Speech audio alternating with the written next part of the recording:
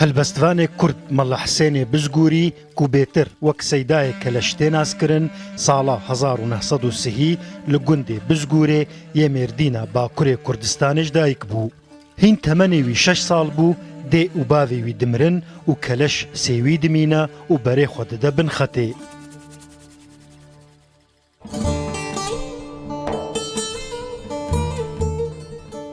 وەک پرانیە هەلبەستوانên کورد سەیدایە کەلەشی زاڕۆکتیەکە دژوار دەرباس کرد و دەردێ سێویتی و بێکەسیە کشاند و ئەو بخوا لەسەر vêyekê dibêje ez sêwî mam û kesekî min nebû hin merevên me hebûn guh nedan min 3 sal qediyan ez dîsa li ber dîwaran mam.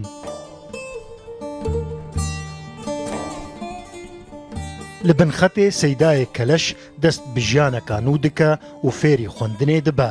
Di nîveka salên pêncî yên sed sala borî de piştî ku kesên mîna Seydayê Cegerxwîn, Seydayê Tîrêj û Mela Ehmedê namî nas dike dest bi nivîsandina helbestan dike. Tevî hemû zehmetî û dijwariyên jiyanê û hejarî û feqîriyê Seydayê Keleş gelek berhemên hêja li pey xwe hiştin.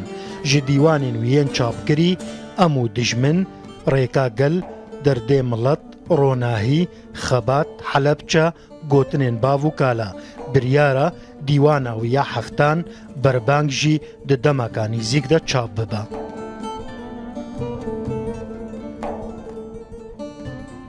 Keleş helbestên bi qafiye û klasîk dinivîsand. Jiyana wî ya dijwar bandor li ser naveroka helbestên wî kir. Her û her wî li ser kul û êşên xwe û milletê xwe dinivîsand û helbestên bedew diafirand. Keleş dibêje gotinên helbestên min sivikin.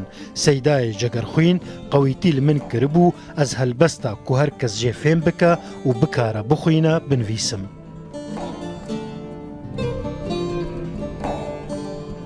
Seydayê Keleş ji ber keda wî duwarê xizmeta helbest û peyva Kurdî de di 19 Kanûna yekem a sala 2002 de xelata Seydayê Cegerxwîn a yekemîn wergirt.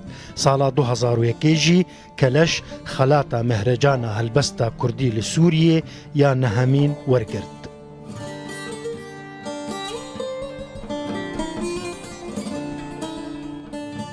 Seydayê Keleş di 18 Hezîrana 2007 de saet 2 sibihê di mala xwe de li bajarê Qamişlo di temenê 77 salî de çû ber dilovaniya Xwedê û li goristana Qudûrbegê hat binaxkirin.